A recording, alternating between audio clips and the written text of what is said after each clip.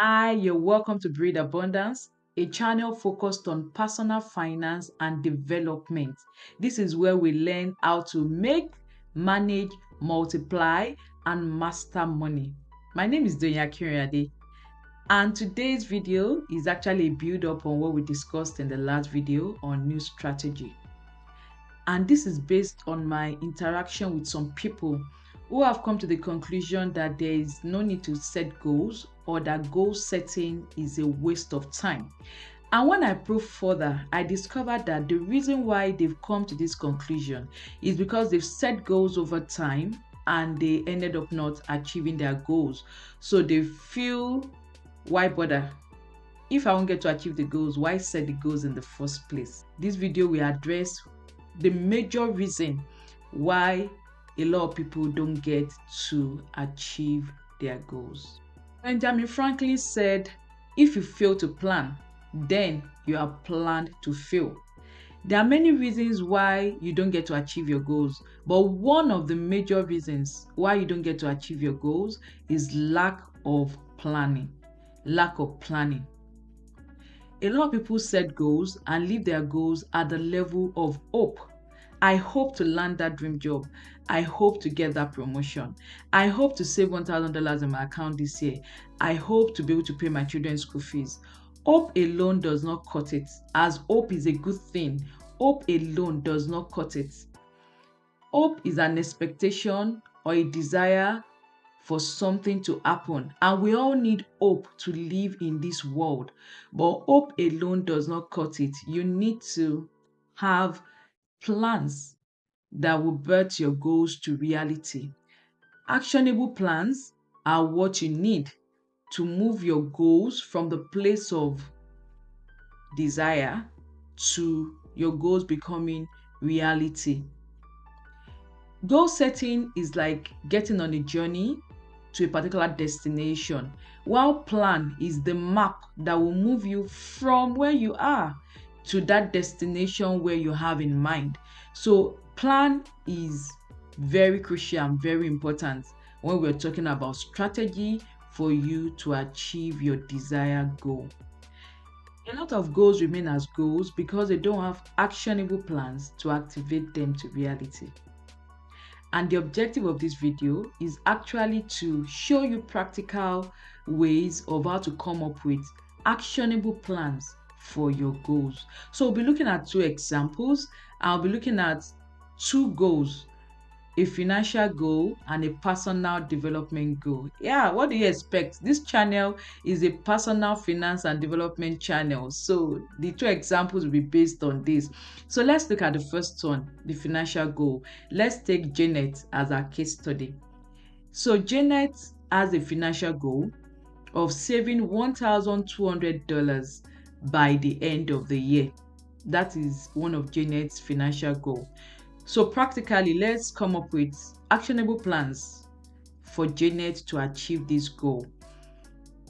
So I'll say an idea would be for Janet to first break down the goal into chewable bites, because the goal in itself is actually smart.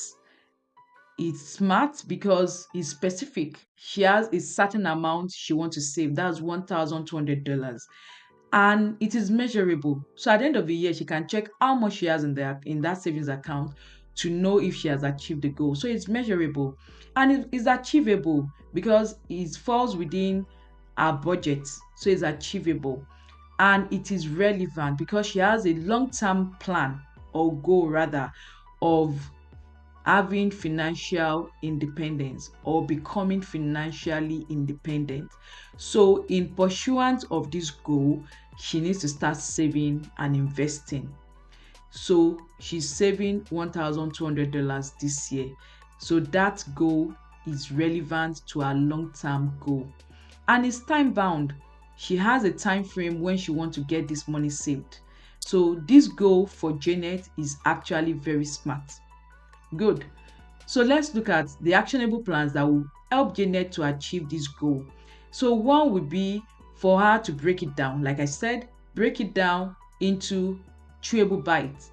So $1,200 to be saved by the end of the year. We have 12 months in the year.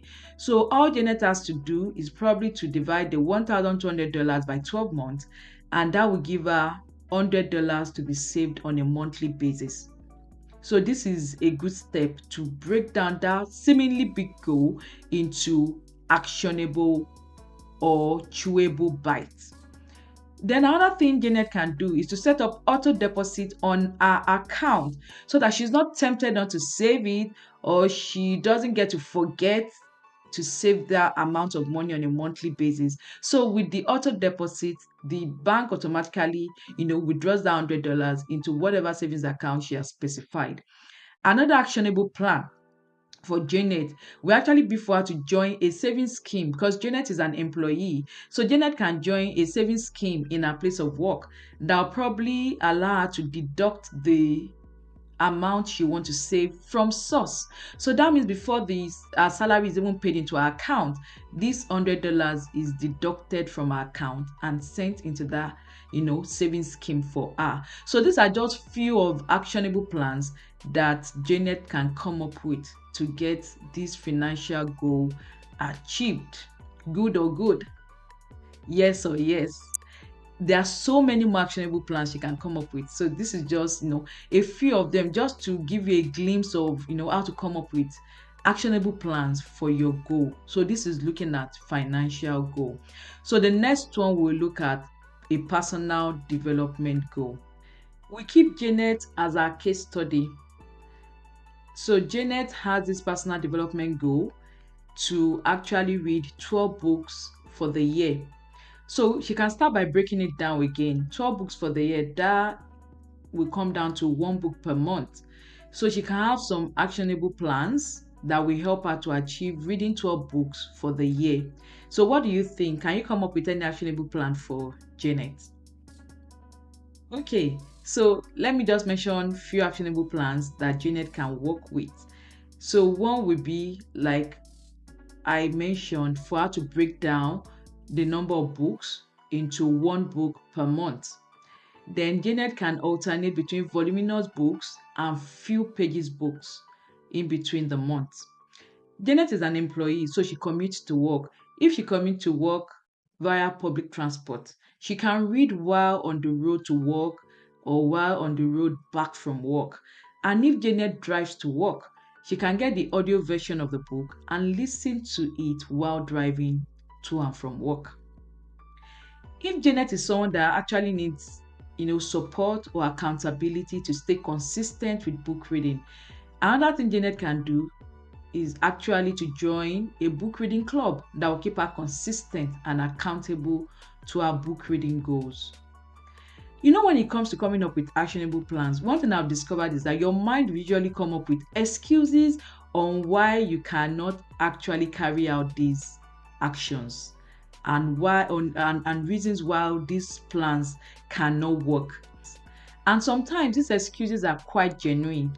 So in the case of Janet, let's take an example. Probably Janet's budget is already so tight that she feels she cannot accommodate spending on books in her budget. There's an alternative. She can actually go and register at a library and be borrowing books to read from the library. So wherever there's a will, there is a way. All obstacles can be surmounted if we actually want to. There is always a way out. There is always an alternative. Even to the genuine excuses, there is always a solution.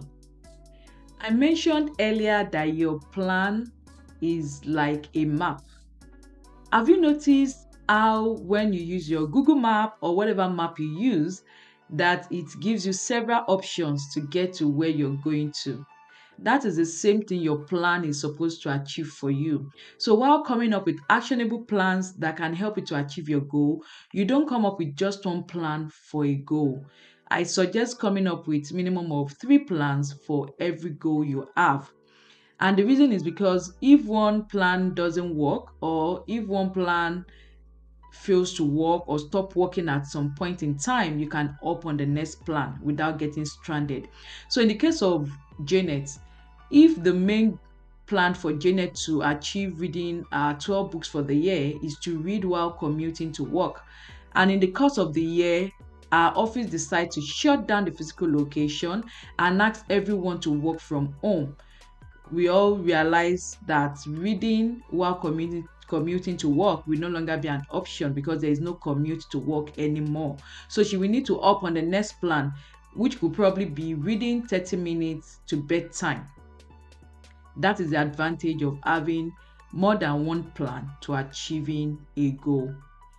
When you plan, it actually helps you to break down seemingly big goals into chewable bites.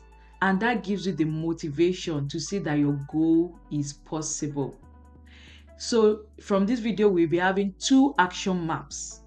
Action map is like homework or assignment, that you normally be given in school, but I call it action map so that you remember that it's something you need to act upon. So the first action map from this video is set your goals if you are yet to. I have about 4 or 5 videos on this channel on how to set goals, how to track your goals, how to make plans, how to ensure your goals are achievable. Take time to watch these videos. They will help you, in setting your goals. And I also have a goal setting template that can guide you on setting your goals. And you can download it for free. I'll leave the link in the description box. The second action map for this video is to sit down and come up with actionable plans for your goals. So if you already set your goals, please come up with actionable plans for your goals. And I'll suggest you come up with at least 3 actionable plans for each goal. At least 3 plans for each of your goals. The reason why I'm suggesting 3 is in case one does not work anymore, or in case one of the plans actually fail, you can opt on the next plan without getting stranded. Please drop a comment on one thing you would like to act on as a result of this video. Remember that authentic knowledge is action. To make a difference in your life and in your finance, you need to take action. And I mean immediate action. I believe in you and I'm rooting for your success. Till I see you in my next video, keep reading abundance.